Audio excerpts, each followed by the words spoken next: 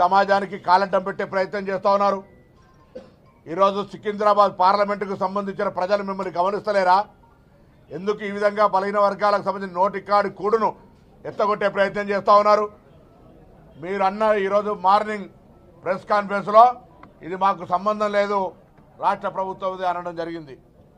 కేంద్ర మంత్రిగా నేను మీకు ఒక లెక్క రాస్తా ఉన్నా, లిఖితపూర్వకంగా రాష్ట్ర మంత్రిగా, బలహీన వర్గాల బిడ్డగా, బలహీన వర్గాల శాఖ పక్షాన మీరు మాట్లాడినటువంటి మాటకు లిఖితపూర్వకంగా ఇది మా పరిధి కాదు, రాష్ట్రంలో మీరే చేసుకోండి, మీరే ప్రెస్ కాన్ఫరెన్స్ చెప్పిన మాట ఉందో అదొక లిఖితపూర్వకంగా ఇవ్వండి. మీ దగ్గరికి జోలే పట్టుకొని వచ్చే ప్రశ్నే లేదు.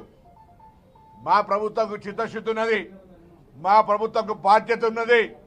మేము కామారెడ్డి డిక్లరేషన్ మొదలుకుంటే నిన్నటి జంతర్ మంతర్ దాకా ఏ కార్యక్రమమైనా చట్టబద్ధంగా, న్యాయబద్ధంగా శాసనసభలను గౌరవిస్తూ, అధికార వ్యవస్థ, ఐఏఎస్ వ్యవస్థను గౌరవిస్తూ ఇలా మేము ఈ కార్యక్రమం తీసుకున్నాం. మన ఛానల్ని చూస్తున్న ప్రతి ఒక్కరూ సబ్స్క్రైబ్ చేసుకొని లైక్ చేసి షేర్ చేయడం మర్చిపోకండి.